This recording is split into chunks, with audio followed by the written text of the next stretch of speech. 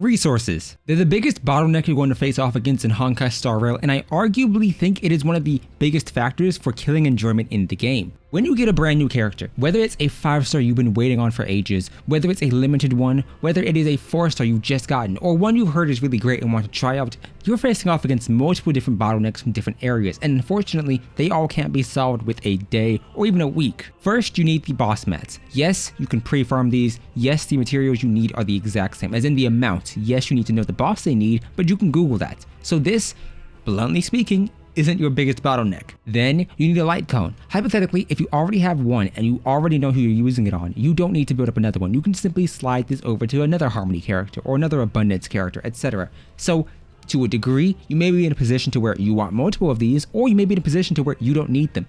The problem is the materials they require. Looking at this light cone, the materials it needs are the exact same ones for the Harmony materials that are needed for Trace materials. And these are needed not only just by this character, but subsequently any other Harmony unit I have. Now you may be wondering, why is this a bad thing? Because it just means you only need to farm one domain. That's true. But if we're comparing this to another HoYoverse title, that being Genshin Impact, each character, there were 3 specific options for talent drops you needed per region. This sounds like a lot, and realistically it was, but you know that if you played a game, and if you played it long periods of time, maybe you had a bunch of trace materials or talent materials sitting around, you didn't need to farm them for a specific character, and you could guesstimate who was going to need what. And what this means is, a lot of times resources weren't shared, and that's not necessarily the big issue. The big issue comes with the fact that your light cone materials are the exact same as your trace materials. So when you're farming out a character, and you're farming out their trace mats, you need to farm out extra mats for their light cone. And if you are building up multiple characters of the exact same path, this could be a Hunt Yanqing, a Hunt Zile. This could be a Nihility Silverwolf, or 2 Harmony characters, or maybe an Abundance character. You are now drastically reducing the amount of resources you have because you're spreading yourself so thin. And then at that point, you need to consider, okay, are the traces worth it? Is this effect resistance worth it? Yes. But do you have the resources to spare right now? No. Because you're building up another character. And hypothetically, if you get up a defensive character like Japard, now you need to look at, okay, well, these are really good, but do I want to spend the extra resources here to unlock them? No. Why? Because my Fire MC may need them. And you're entering into a position to where, yes, I understand people may want to build up characters, and yes, I understand light cones are important, but the amount of prioritization you need to do is unrealistic. That's all without considering relic farming, which we all know is god-awful. If you don't get the right set, you're crying all the time because it's just bad. It's 40 stamina for a chance, and that 40 stamina could be spent for trace mats. It could be spent for, ascension materials. It doesn't matter. Building up a character is incredibly expensive, and getting them the right set with good stats is even more difficult, especially if their light cone doesn't give them crit. But that is all without considering one of the biggest issues: experience. The amount of experience books you get per 60 stamina is so low, it is unrealistic to consider. Looking at this, if you've been put into Memory of Chaos, in fact, let's go to Memory of Chaos, you know that there's a certain point where your characters really need to be built up first and foremost. Yes, at stage 2, they're level 70. You can match them. At stage 6 though, they're level 80. Now you need to reach that higher investment point. And at stage 10, these enemies you're facing off against are 90. You will always be at minimum 10 levels below them. And for those of you who don't know, there's a drop-off point. Your damage now needs to be carried by the relics, needs to be carried by the light cones or your team buffs, because you can't match them on levels, so you're already dealing with a damage debuff, theoretically speaking. And the problem with that is, hypothetically, let's say you use your 180 stamina max cap on experience book farm. Who are you farming for? Are you getting your Abundance character up to level 80 so they can heal a bit more? Maybe you're bringing your shielder up so they have a thicker shield to survive. Maybe you're bringing your Harmony units because they all die immediately. Maybe you're looking at your main damage dealers and you're like, hey, you need to dish out more damage. Let me get you up. Well, considering you're getting about 6 purple experience books per 60 stamina, you will be farming for ages. Consider this: 280,000 credits, 44 experience books, 200 of everything else, and it's 8 levels. And I will still need to do that for 7 other characters just to make out 2 separate teams. And I know a lot of you may say, well, you don't need to do it for all of them. Well, if your Ting Yun's buff and your Yukong's buff is scaling off attack, you kind of want them to be up. If your DPS is dealing damage, you want them to be up. That is 4 characters outright, for 2 supports and 2 DPSs. Your healers? If it's Lucha, Bailu, Natasha, doesn't matter, you want to give them the HP. Your defensive unit. Defensive units gain the most value out of being leveled up because their defense increases. So now you're in a position to where you need and want to level them up. But unlike Genshin Impact, you aren't necessarily just stuck with a level limitation. Let's look at Yenching, for example. Let's say I want to actually invest into him. Well, what do I need to do? If I want to unlock his final trace, I need him to be level 80.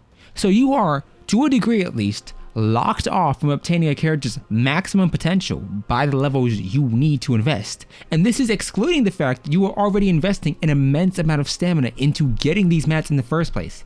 Getting 8 of these drops, actually, scratch that. Getting 16 because you need to unlock this first middle HP boost that you really don't care about to begin with to get the other bonuses is unrealistic. And frankly speaking, as someone who plays Genshin, I know people are going to make the comparison. So let's be honest here. As somebody who plays Genshin Impact, when you got a character and you ascended them, these stats were included in their base kits.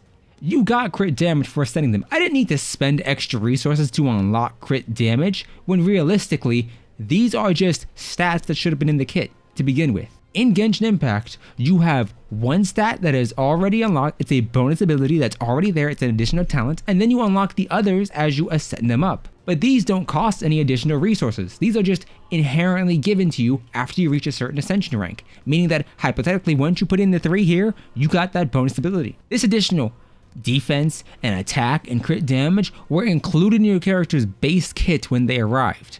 So then as you ascended them, you got the crit damage bonus, and it made your relic farming a little bit easier, your artifact farming a little bit easier. There is no reason to me as to why the materials I need to unlock a character's kit, as in the rest of their abilities, not to level them up, as in the rest of their abilities that are already there, should be shared with the light cone, which is subsequently also shared via any other path, which at that point limits the amount of experience I have to spend on their traces, excluding the amount and fact that my traces are limited by what level they are, and I will always be 10 levels behind. Excluding the fact that for some unknown and unholy reason, everybody, initially at least, like to say that this game has faster recharge rates for stamina than Genshin Impact. And yes, you're right, that's true. But counterpoint, it costs 40 stamina to do a domain here.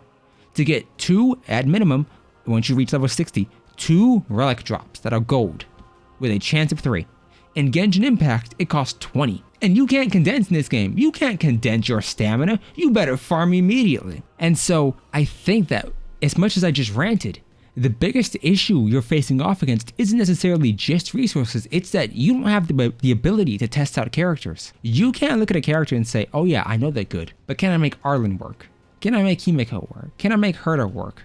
You have to understand that by investing into these units who may be subpar, you are losing out on what could potentially be multiple gems and multiple wishes because you can't clear the content that easily because you can't invest into them. The biggest issue you're facing off against the Honkai Star Rail, and the biggest issue in the game right now, is the lack of resources that the game gives to you to get you on your feet. And this stops you from investing into a character you might legitimately like. This stops you from investing into multiple elemental damage dealers. This stops you from investing into a character who could be really great, but you don't have the amount of resources and experience to get them to that point. This stops you from heavily investing into one unit to make them carry your teams, because your resources are now spread so thin. I have one ice damage dealer. In Genshin, that would mean I'm solely limited to focusing down on them. In Genshin, I knew exactly what materials I needed for my archers, what I needed from each region, what I needed from each element. In this game, the materials aren't limited via region, because I can farm them out whenever I want. They're limited by paths, they're limited by elemental types, they're limited by trace materials for abilities that should be included in the base kit. And it makes it so iffy to want to invest into a character, because unless you know they're good, you could be wasting them. If Yukong was trash, I would be so unhappy, because unlike some other gacha games, you don't have the ability to just refund all the materials back to yourself. You wasted that, good luck with your decisions. And if you're like me, and you've hyper-invested into multiple light cones because you legitimately wanted to invest into them, well, now you're looking at yourself and wondering, what was the point in all that? If you hyper-invested into multiple different light cones because you didn't know what was good, what was the point? Because the moment you get a new light cone, all the materials that you needed to invest into traces need to be focused into that one, especially if it's a signature. And so, I like the game. I want to play more characters, but I just don't have the ability to actually do that in the first place. And so I think resources and the lack they give you and the lack of stamina damages and ruins a lot of people's time with this game because they can't invest in who they love because they have to invest in who's good first. Wife over meta is something that's preached often, but this game really doesn't like you to have that. If Herder is your wife, if Herder and you love her,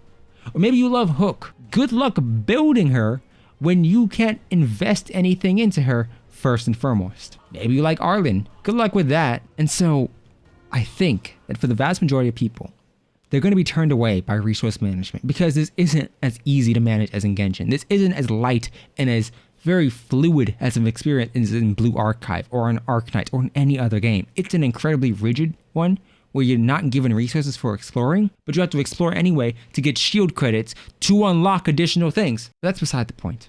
Tell me your thoughts down below. Are you limited on resources? Do you want more things to do? Do you want more characters? Or are you perfectly fine? Either way, consider subscribing, join the Discord server, and I will see you next time. Goodbye.